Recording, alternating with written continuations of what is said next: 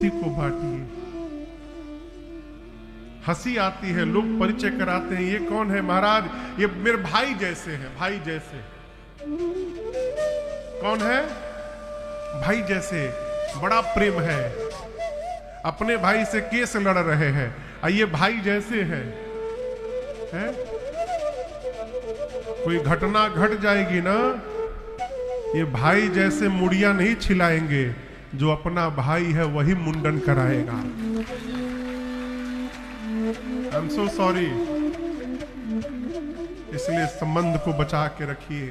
राम जी बोले 14 वर्ष मैं वन में रहूंगा और 14 वर्ष भरत अयोध्या में जाके रहेंगे। भरत जी पांव पकड़ लिए, कहे प्रभु आपकी आज्ञा सिरोधार्यनाथ, हम अभिषेक की पूरी सामग्री लाए हैं, अभी अभिषेक हो जाए प्रभु आपका राज तिलक।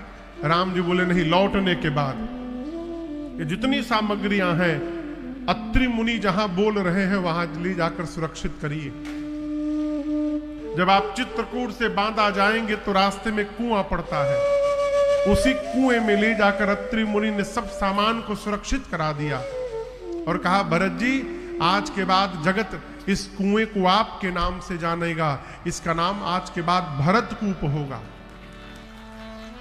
और जो भी मनुष्य केवल एक बार इसके जल को छिड़क लेगा, उस मनुष्य को उसी समय धरती के समस्त तीर्थों में स्नान करने का फल स्वतः प्राप्त हो जाएगा।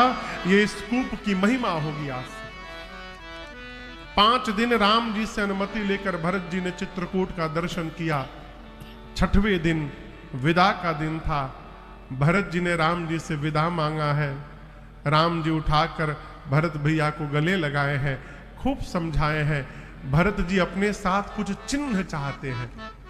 चिन्ह समझते हैं ना? कोई चिन्ह चाह। दोनों भैया बहुत रोए हैं आज। इस दृश्य को देखकर देवता भी दुखी हो गए। दोनों समाज के लोगों को यथा योग्य दंड प्रणाम करके भगवान ने चित्रकूट से विदा किया है। 9 दिन का समय लगा। भरत भैया दोनों समाज को लेकर श्री अवध पहुंचे हैं। जाने के साथ ही भरत भैया ने प्रभु की पादुकाओं को राज सिंहासन पर पधरा दिया। क्यों? राम जी राजा हैं, राजा राम स्वबस भगवान। सिंहासन पर पादुकाओं को रख दिया। श्री जनक जी महाराज 5 दिन रुककर राजपाट की व्यवस्था सुदृढ़ करवा करके गुरुदेव भगवान वशिष्ठ जी एवं माताओं से विदा लेकर के मिथिला की ओर गए हैं। भरत भैया ने शत्रुघ्न भैया को माताओं की सेवा में लगा दिया। गुरु जी से भरत जी बोले गुरुदेव एक बात कहूं, मेरे भैया वन में बैठे हैं, अब मैं महल में रहूंगा उचित लगेगा क्या गुरुदेव? गुरु जी बोले क्या चाहते हैं आप? भरत जी बोले आज्ञा हो तो मैं नंदीग्राम जाके रहूं गुरु जी। गुरु आज्ञा लेके भरत जी नंदीग्राम चले गए। अयोध्या से कितना दूर है? अयोध्या से 25 किलोमीटर दूर नंदीग्राम है। वहां जाके भरत जी कुटिया बना के रहने लगे। नित्य भगवान की पादुकाओं की पूजा करते हैं, नित्य राजपाट संभालते हैं। और कोई भी निर्णय लेना होता है तो भरत जी निर्णय नहीं लेते, जाकर भगवान के पादुकाओं से पूछ कर अनुमति लेते हैं और उसके बाद राजपाट संभालते हैं। रात को सोते समय भरत जी सोचे भैया धरती पर सो रहे होंगे, मैं सेवक हूं, सेवक को स्वामी से नीचे सोना चाहिए। इसलिए भरत जी नंदीग्राम की कुटिया में धरती में गड्ढा खोद के और उस गड्ढे के भीतर सोने लगे। अयोध्यावासी जब ये देखे कि भरत जी गड्ढे के भीतर सोते हैं, पूरी प्रजा अयोध्या की भरत जी की जय जयकार करने लगी। यहां पर गोस्वामी तुलसीदास जी महाराज अयोध्या कांड की कथा पूर्ण करते हुए कहते हैं, सिया राम प्रेम पीयूष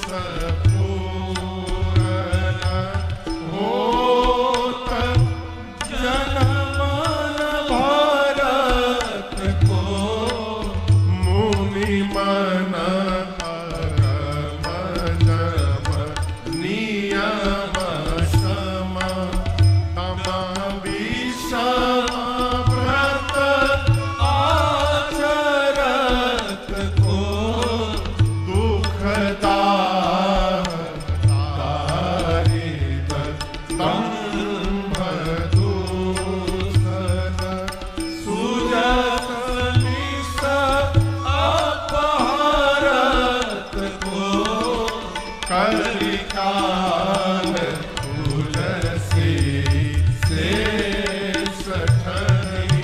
हटे राम सन्मुख करत हो कलिकाल कलिकाल कलिकाल तुलसी से गोस्वामी तुलसीदास जी कहते हैं श्री सीताराम जी के प्रेम रूपी अमृत से भरे हुए पात्र कौन? भरत भैया। यदि इनका जन्म न होता तो जो अष्टांग योग मुनियों के मन को अगम है वो सबके लिए सुगम कौन बनाता? भरत भैया जन्म न लेते तो कलयुग के विकार का हरण कौन करता? और गोस्वामी जी अपने लिए कहते हैं यदि भरत जी जन्म न लेते तो इस कलयुग में हठ पूर्वक इस 60 तुलसी को राम जी के सामने ला करके खड़ा कौन करता यदि भरत भैया जन्म न लिए होते तो? भरत भैया के चरित्र की फलश्रुति बाबा कहते हैं भरत चरित करिने तुलसी जो सादर सुनहि सिया राम पद प्रेम अवसि होई भवरस बिरति। भरत भैया के चरित्र को आप में से जो भी नर नारी आदर पूर्वक निरंतर श्रवण करता रहेगा उसके जीवन में 2 कार्य अवश्य होंगे। क्या? पहला काम, भरत जी का चरित्र सुनते सुनते श्री राम जी के चरणों में प्रीत जागृत हो जाएगी, इसमें कोई संशय नहीं है। और दूसरा काम, संसार के विषय के रस से मन को उपरति प्राप्त हो जाएगी। ये 2 फल है भरत भैया के चरित्र के। अब आगे की कथा अरण्य कांड में प्रवेश करती है और आपसे निवेदन करूं अरण्य कांड के प्रारंभ में ही एक बड़ी अद्भुत घटना घटी। एक निवेदन करूं मैं आपसे, कई लोग मिलते हैं कहते हैं महाराज बाबूजी को ऐसा नहीं करना चाहिए था। अब हम बताएंगे बाबूजी को कैसन करना चाहिए था। हाँ? अपने से बड़े की कोई बात और अपने से बड़े की कोई व्यवहार, उनका कोई व्यवहार यदि अपने समझ में नहीं आ रहा है तो बड़े पर संशय नहीं करना चाहिए। ये मानना चाहिए कि अभी हम उस बात को समझने लायक नहीं हुए हैं, अभी हमारी बुद्धि नहीं हुई कि इसको समझ जाए। होता क्या है, हम बड़े पर ही क्वेश्चन मार्क लगा देते हैं, उनको ऐसा नहीं बोलना चाहिए। राम जी एक दिन पुष्प का आभूषण बना के एकांत पाकर चित्रकूट में लक्ष्मण जी कहीं गए थे, सीता मैया का श्रृंगार की। देवता ऊपर से देख रहे थे, देवताओं के राजा इंद्र का बेटा जयंत देखा। जयंत बोला कहीं भगवान पत्नी सजाते हैं क्या? नहीं नहीं, भगवान नहीं हो सकते, मैं पता करूंगा ये कौन है। अब मूर्ख कौवा बन के आया और सीता मैया के पांव में चोंच से मार दिया। कहां मार दिया? कहां मार दिया? सीता चरण चोंच हति भागा, मार दिया पांव में। राम जी देखे, पता चला जिस कुशा की चटाई पर भगवान बैठे थे निकाले 2 कुशा, धनुष बनाए और एक कुशा को ब्रह्मास्त्र के मंत्र से विमंत्रित करके राम जी ने जयंत के पीछे छोड़ दिया।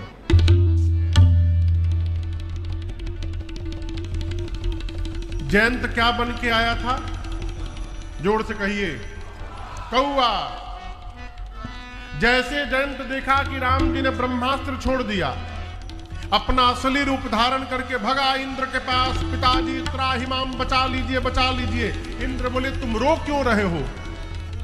जयंत बोला राम जी ने ब्रह्मास्त्र चला दिया है, ऐसा ऐसा मैंने अपराध किया। इंद्र ने मेन गेट बंद किया और खिड़की खोल के बोला जल्दी भाग ईजा से, तुम भले पुत्र हो, यदि तुमको रोक लिया तो मैं भी मार दिया जाऊंगा। अब क्या करे? बाबूजी भगा दिए। गया ब्रह्मा जी के पास, पूरी बात बताया। ब्रह्मा जी दूसर का ब्रह्मास्त्र लेके बैठ गए, बोले इधर आओ, राम जी तो ये वो छोड़े हैं, जल्दी बेटा निकल लो, नहीं तो दूसरा मैं छोड़ दूंगा। भगा ब्रह्मलोक से कैलाश बाबा के पास। शंकर जी को पहले से पता चल गया था, बाबा तो त्रिशूल लेके बैठे थे। जैसे जयंत आया, भगवान बोले इधर आओ, तहरे के खोजत रहने, आओ है नहीं आओ। देखा त्रिशूल, भगा वहीं से। 3 लोक 14 भुवन जयंत भागा, परंतु काहू बैठन कहा नवोही, राखी को सकई राम कर द्रोही। किसी ने भी जयंत को बैठने के लिए भी नहीं कहा, भाग ही रहा है। देखिए, भगवान से जो विमुख हो जाता है ना, उसका जगत में यही हाल होता है, दशा होती है, भागता रहता है। क्यों भाग रहा है उसी को नहीं मालूम। नारद जी की दृष्टि पड़ गई। नारद देखा विकल जयंता। नारद जी बोले, अरे जयंत तुम बहुत तेजी से भाग रहे हो। जयंत बोला, दौड़ैले बा हमारा के ना, तहरा के थोड़े दौड़ैले बा, हमरे पीछे पड़ा है ब्रह्मास्त्र। नारद जी बोले, ब्रह्मास्त्र क्यों? जयंत ने सब बताया, ऐसा ऐसा मेरे से अपराध हुआ है, मैंने सीता जी के पांव में चोट से मार दिया है कौआ बनके, मेरे बाबूजी ने आज भगा दिया नारद जी हमको। नारद जी बोले, बेटा घर वाले मारते हैं तो राम जी बचा लेते हैं, तुमको तो राम जी मार दिए हैं, तुमको कौन बचाएगा संसार में, कोई नहीं बचाएगा। एक बात बोले, तुम बचना चाहते हो? जयंत बोला, फिर मरने के लिए दौड़ रहा हूं। नारद जी बोले, यदि बचना चाहते हो तो मेरी बात मानो, यदि तुम लौट करके राम जी के पास चले जाओगे तो ये ब्रह्मास्त्र तुम्हारा कुछ नहीं बिगाड़ पाएगा। लौटो लौटो, उन्हीं के पास लौट के जाओ। नारद जी ने तुरंत घुमाया, जयंत को कहा उधर ही जाओ राम जी के पास। जयंत भागा राम जी के पास और जाकर चरणों में गिर गया। त्राहिमाम त्राहिमाम त्राहिमाम। भगवान बोले, फिर आ गए तुम? अच्छा ये बताओ, तुम सही सही बताना, सीता को क्यों मारे? बोला, प्रभु आपका प्रभाव देखने आया था मैं। राम जी बोले, आए थे तो भागे क्यों? बोले, प्रभु प्रभाव का पता पास में नहीं चलता, प्रभाव का पता दूर जाके चलता है, इसलिए मार के दूर चला गया था आपका प्रभाव जानने के लिए। राम जी बोले, कहां तक दिखाई पड़ा? बोला, 3 लोक 14 भुवन, जहां जहां भागा प्रभु वहां वहां आपका प्रभाव दिखाई पड़ा। राम जी बोले, जो देखने आए थे वहां दिखाई पड़ गया, अब क्या करने चले आए हो? जयंत बोला, प्रभु दूर जाने से प्रभाव का पता चलता है, पास आने से स्वभाव का पता चलता है, अब आपका स्वभाव देखने के लिए मैं आया हूं। मैंने पता किया है आप दया के सागर हैं, क्या ये दया मेरे ऊपर नहीं होगी नाथ? मैं आपकी शरण में हूं। देखिए एक बात कहूं, हमको भगवान की कृपा का अनुभव इसलिए नहीं हो पा रहा है कि हम भगवान से बहुत दूर हो चुके हैं। कहते हैं भगवान के घर में देर है अंधेर नहीं है। अंधेर नहीं है ये तो सही है, लेकिन भगवान के घर में देर बिल्कुल नहीं है। देरी हो रही है वो भगवान की ओर से नहीं हो रही है, वो देरी हमारी ओर से हो रही है, हम ही नहीं पहुंच पा रहे वहां पर। विश्वास करिए।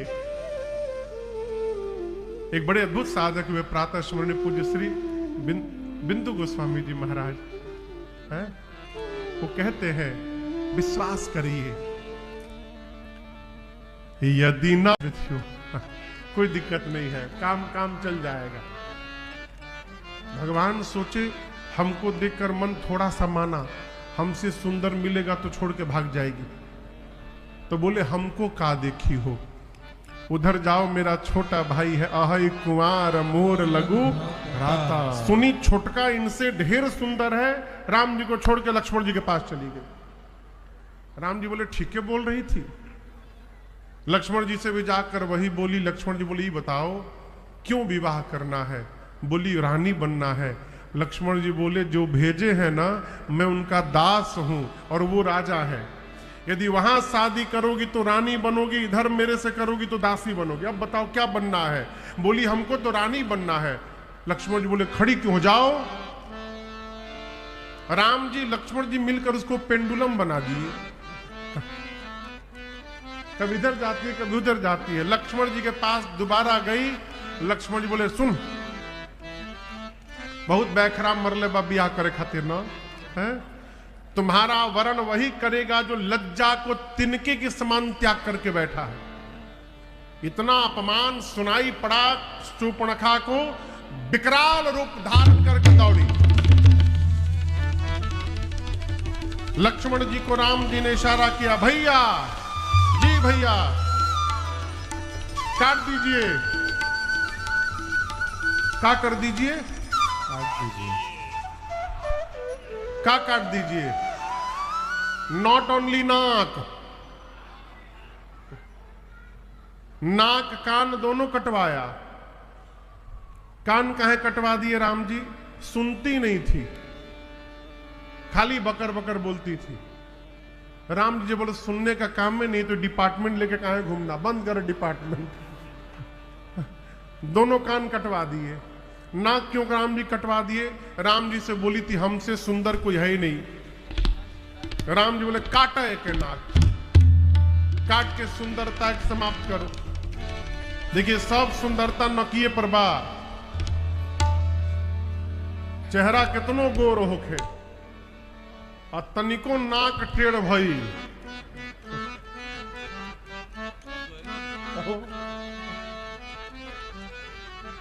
नाक टेढ़ हो जाओ, नाक चकोर हो जाओ, नाक बिगड़ी तो पूरी सुंदरता गई।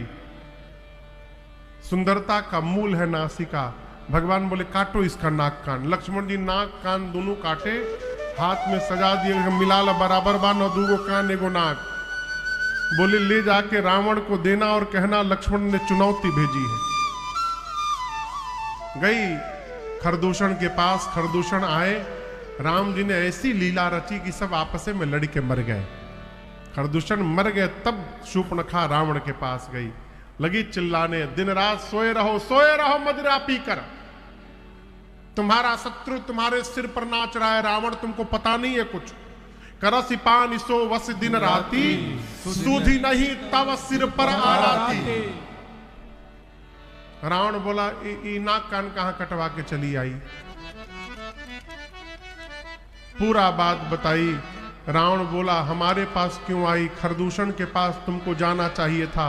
बोली गई थी भैया, फिर क्या हुआ आगे बताओ? चले गए। कौन चला गया? मर गए खरदूषण। रावण सुना खरदूषण मर गए। शूर्पणखा को प्लास्टिक सर्जरी के लिए भेजा गोरखपुर के स्किन केयर डिपार्टमेंट में, उपचार के लिए भेजा रावण ने, और स्वयं आकर के कक्ष बंद करके अपना रावण अकेले में विचार करने लगा। अब दर्शन करिए। रावण कहता है खरदूषण मोहि सम बलवंता, तीनहि कुमार बिनु भगवंता। जितना बल मेरे में है उतना ही बल खरदूषण में था। भगवान को छोड़कर दूसरा कोई मार नहीं सकता। यदि खरदूषण मर गए हैं रावण, तो इसका केवल और केवल एक अर्थ है कि भगवान ने धरती पर अवतार ले लिया है। अब भगवान आ गए हैं। अब रावण परेशान कि भगवान आ गए तो हमको भी मुक्त होना है। कैसे मुक्त होंगे कहो? रावण उठाया माला, आज से माला जपना शुरू करता हूं। अभी आधा माला जपा तब तक उबासी आ गई, माला छूट गई। रावण कहता है भजन कर नहीं पाऊंगा, मन ही नहीं लगेगा। हो ही भजन न तामस देहा, मन क्रम वचन मंत्र दृढ़। अब भजन नहीं कर पाऊंगा तो उद्धार कैसे होगा? भगवान आ गए। बहुत सोचने के बाद रावण इस निष्कर्ष पर पहुंचा, भजन नहीं कर सकता हूं तो क्या हुआ, मैं राम से युद्ध करूंगा और राम के बाण से प्राण का त्याग करके रावण भी मुक्त हो जाएगा। निर्णय करके चला मारीच के पास। इधर एकांत पाकर चित्रकूट पंचवटी में राम जी ने सीता मैया से कहा, सीते अब मैं कुछ ललित नर लीला करना चाहता हूं।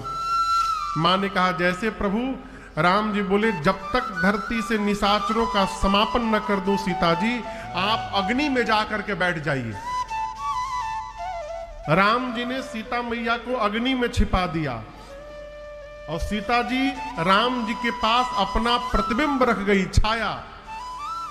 अब याद रखिएगा, रावण वध के बाद जब तक अग्नि परीक्षा नहीं होती है तब तक ये सीता जी असली सीता जी नहीं है, नकली सीता मैया है। असली सीता मैया अग्नि में बैठी रहेंगी और वो कोई अग्नि परीक्षा नहीं थी। अग्नि के भीतर से अपनी असली सीता जी को बाहर निकालना था राम जी को, इसलिए भगवान ने झूठी रचना बनाई। छाया वाली सीता जी अग्नि में जाके जल गई और असली सीता मैया अग्नि से बाहर निकल आई। ये रहस्य दूसरा कोई नहीं जान पाया। लोग बिना पढ़े लिखे राम जी पर दोषारोपण करते हैं कि प्रभु ने मां का अग्नि परीक्षण किया। कोई परीक्षण नहीं हुआ था। वो सीता मैया निज प्रतिबिंब राखित सीता, राम जी के पास अपना प्रतिबिंब रखकर सीता मैया अग्नि में जाकर के बैठ गई। रावण मारीच के पास गया, प्रणाम करके बोला, दशानन, रावण अपने मामा मारीच को दंडवत करता है। मारीच सावधान हो गया। क्यों? देखिए, दुष्ट आदमी, समझ रहे हैं ना मेरी बात को? दुष्ट आदमी जब बहुत मीठा बोलने लगे तो बी केयरफुल। क्यों? ये मीठा बोल रहा है, इसका घात करने आया है, सावधान हो जाना चाहिए। मारी सावधान। बोला, क्या बात है? रावण बोला, चलो सोने का हिरण बनो, राम की पत्नी सीता का हरण करना है। मारीच बोला, दिमाग उमाग ठीक बाकी ना, राम को मनुष्य जानते हो, राम भगवान है, शरण में चले जाओ। रावण बोला, प्रवचन सुनने नहीं आया हूं, चलते हो कि नहीं चलते हो, यस नो में अंत उत्तर दो। मारीच बोला, जाऊंगा तो राम मार देंगे। रावण बोला, नो बोलो, नो नो, नहीं जाऊंगा। जाओगे तो राम मारेंगे और तुम ना बोलो, मैं अभी मार दूंगा। एक बार ना बोलो, अभी मार दूंगा। अरे मारीच देखा, अब तो आज मरना, वीआईपी कोटा लग गया मेरा, टिकट कंफर्म आज जाए के बाद।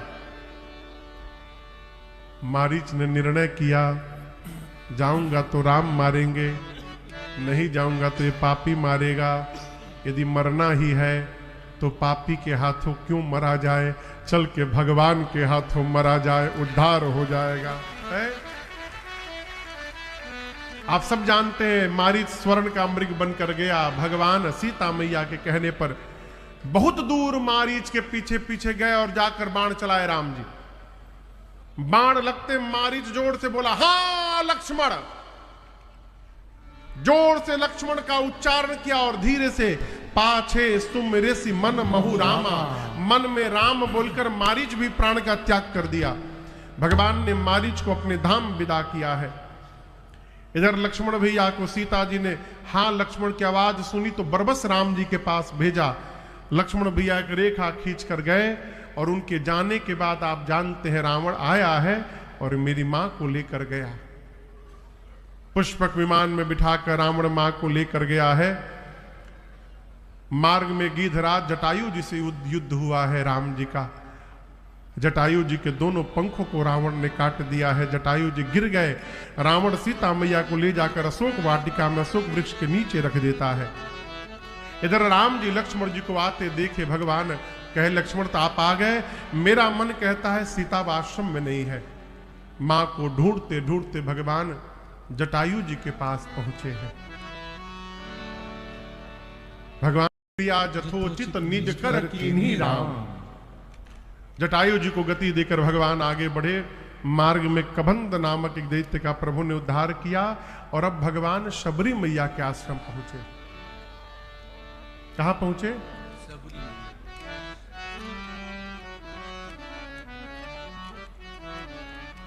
शबरी मैया भीलनी थी जात से। वो पद लिखा है, रतियम बबनी हो, लिखा है आपके पास? हम लिख के रखे हैं डायरी में, हमारे पास है डायरी में। शबरी मैया भीलनी थी जाति की। विवाह निश्चित हुआ शबरी मैया का। क्या निश्चित हुआ? जोर से कहिए, विवाह। विवाह के एक दिन पहले खिड़की से बाहर देखी, क्या दिखी? बहुत सारे पशु लाकर के बांधे गए हैं। अपनी सखी को बुलाकर पूछा, इतने सारे पशु क्यों आए हैं? सखी ने कहा कि बराती जो आएंगे कल, उनके लिए भोजन बनेगा। सबरी मैया सोची, जिस विवाह में इतने पशुओं की हत्या हो जाएगी, उस विवाह से कौन सा मेरा मंगल होगा। एक दिन पहले ही रात में घर छोड़ के भाग ली। लेकिन आपको बताऊं, भागी बाद में। पहले जाकर शबरी मैया ने जितने पशु थे उनके बंधन को खोल दिया। गले में जो बंधन था ना, उसको खोल दिया। बंधन खुलते सारे पशु रोने लगे। शबरी मैया से बोले, शबरी, आपने हमारे बंधन को खोलकर हमको मुक्त किया है, हम आशीर्वाद देते हैं, एक दिन भगवान आपका बंधन खोलने के लिए आपके पास आएंगे। शबरी मैया मतंग ऋषि के पास चली गई, लगी सेवा करने। समय आया, मतंग ऋषि ने जाते समय कहा शबरी मैया से कि प्रतीक्षा करना, मेरे भाग्य में तो राम का दर्शन नहीं लिखा है, परंतु तुमको दर्शन देने राम चल करके तुम्हारे दरवाजे आएंगे, इसलिए प्रतीक्षा करना। उसी दिन से शबरी मैया 60,000 वर्ष शबरी जी ने प्रतीक्षा किया है। कितना दिन? 60,000। कितना दिन? 60,000 ईयर। 1-2 साल नहीं, 60,000 वर्ष। पंथ निहारत डगर बहारत, होता सुबह से शाम, कहियो दर्शन दी है हो भिलनियों के राम, कहियो दर्शन दी है हो भिलनियों के राम। पंथ निहारत डगर बहारत, पंथ निहारत डगर बहारत, होता सुबह से शाम, कहियो दर्शन दी है हो भिलनियों के राम, कहियो दर्शन दी है हो भिलनियों के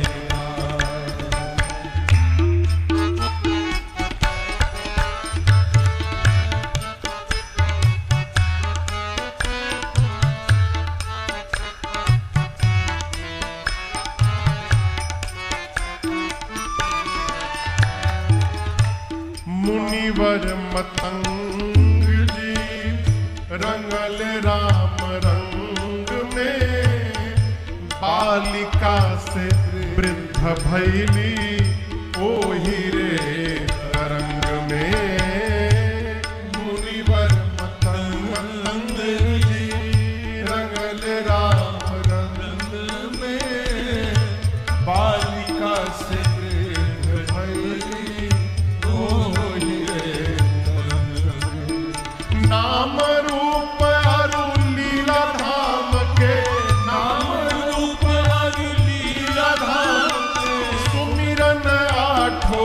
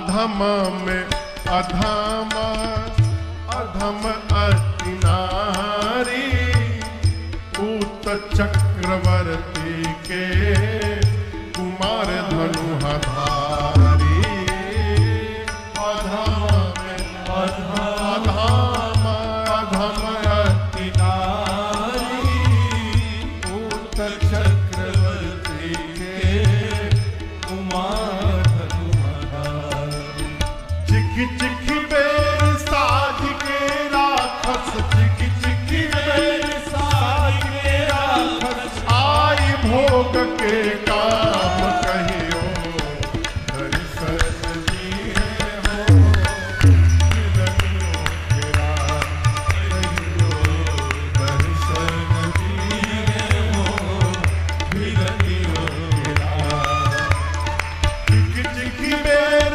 साज के राखस चिखी चिखी बेर साज के राखस आई भोग के काम कहियो दर्शन दिए हो मिलनियों के राम कहियो दर्शन दिए हो मिलनियों के राम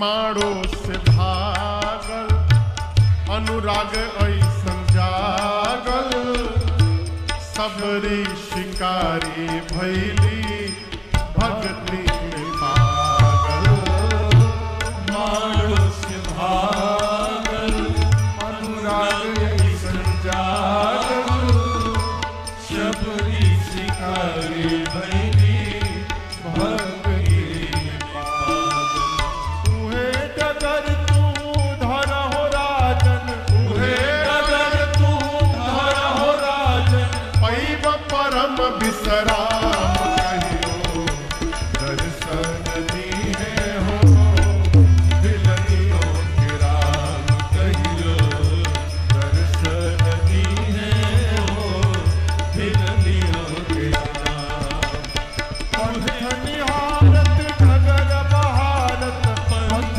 निहारत गगन बहारत होता सुबह से शाम कहियो दर्शन दिए हो मिलनियों के राम कहियो दर्शन दिए हो मिलनियों के राम कहियो दर्शन दिए हो मिलनियों के राम कहियो दर्शन दी है हो भगवतियों के राम। घर में छोड़ के भाग गई भाग गई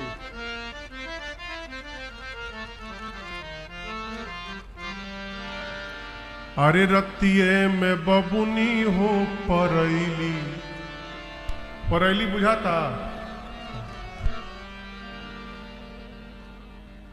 हम लिख ले बानी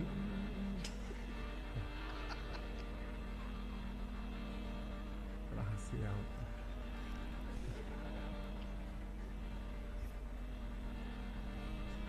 सब लोग लिख ले बना हम लिख ले बानी भैया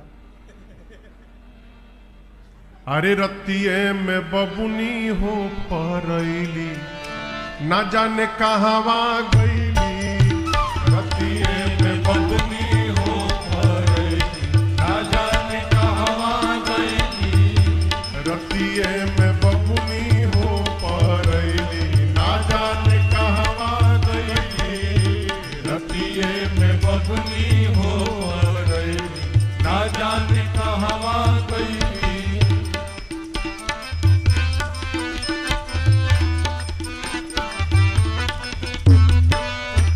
ढेर लोग निकलल खोजे कई दिन ले रोजे रोजे ढेर लोग निकलल खोजे कई दिन रोजे रोजे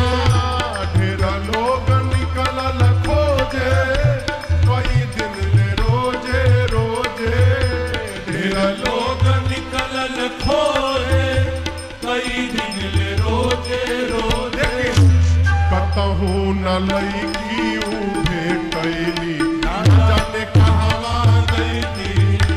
कतहु न लईकी भेटैली, न जाने कहवा गईली। रतिये में बबुनी हो गईली, न जाने कहवा गईली।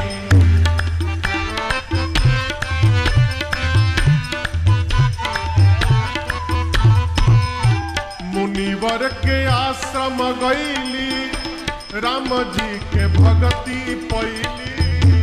मुनिवर के आश्रम गईली, राम जी के भक्ति पैली। हाँ, मुनिवर के आश्रम गईली, राम जी के भगति पैली।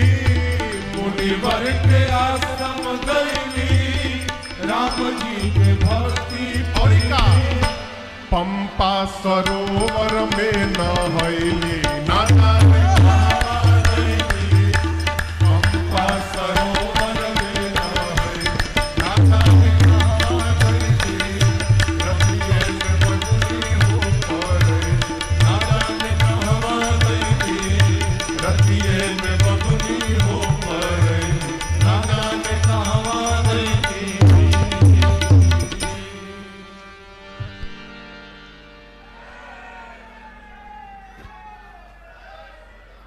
गुरुदेव भगवान कहे थे बेटी राम जी की प्रतीक्षा करना, राम जी आएंगे। और जिस दिन राम जी पहुंचे शबरी मैया, अरे सबरी संवारे रास्ता, आएंगे राम जी और मेरा भी धन्य जीवन बनाएंगे राम जी। डलिया में बेर बागों से चुन चुन के ला रही, डलिया में बेर बागों से चुन चुन के ला रही। कहती है सबसे, मीठे हैं ना है खट्टे, मीठे हैं ना है खट्टे, क्यों खाएंगे राम जी। अरे सबरी सवार रास्ता, आएंगे राम जी। जब राम जी आए, देखा प्रभु को आते, तो भोरी हो गई। देखा प्रभु को आते, तो भोरी बावली हो गई, हो गई। बैठायन श्री राम को, बैठायन श्री राम को, भूली है काम जी।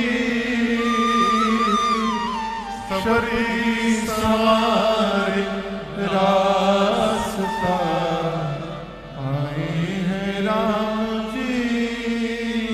सुंदर आसन बिछाकर भगवान के पांव को पखारा, कंदमूल फल लाकर दिया, बेर दिया।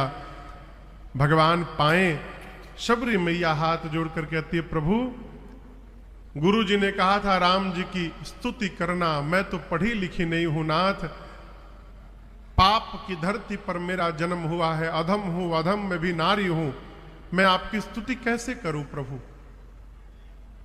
राम जी कहते, शबरी मैया मैं जाति पात कुल धर्म बड़ाई कुछ नहीं मानता।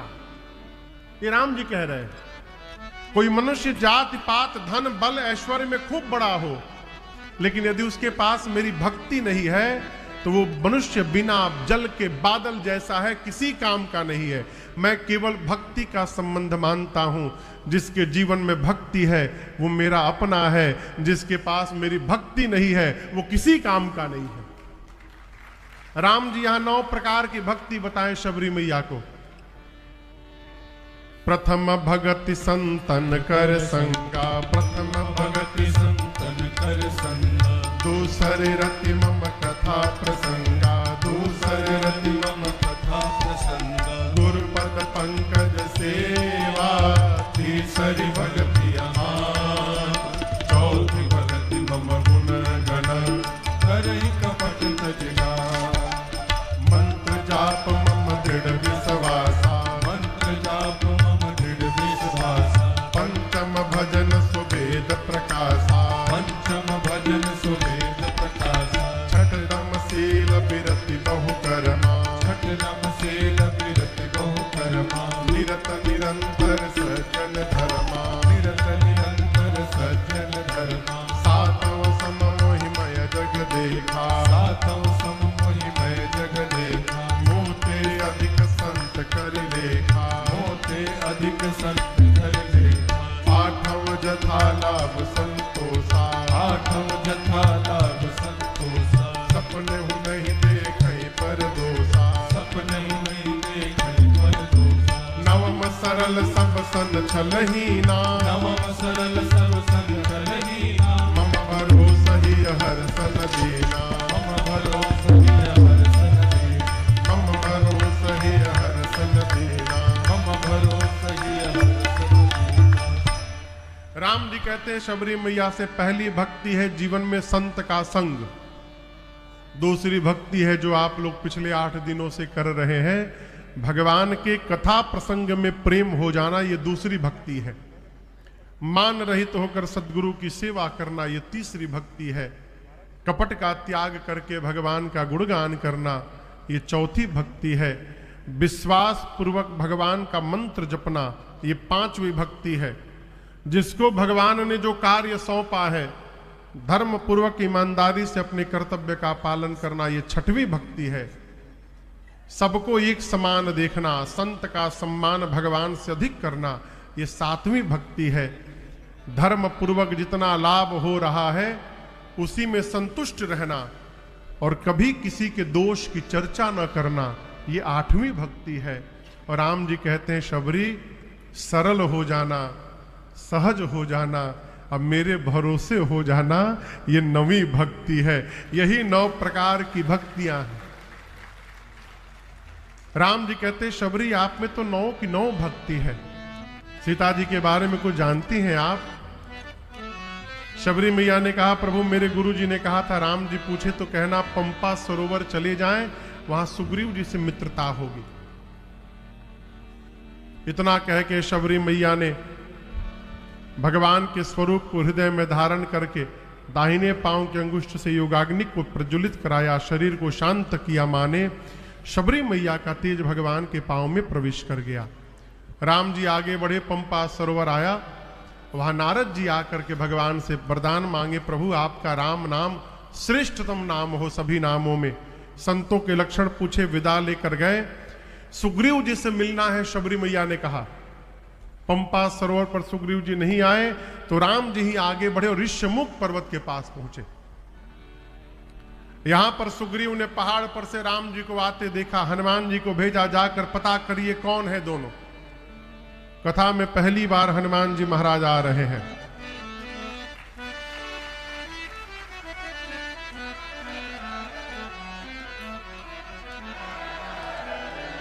आइए एक बार भाव और श्रद्धा के साथ बोलिए हनुमान जी महाराज की जय।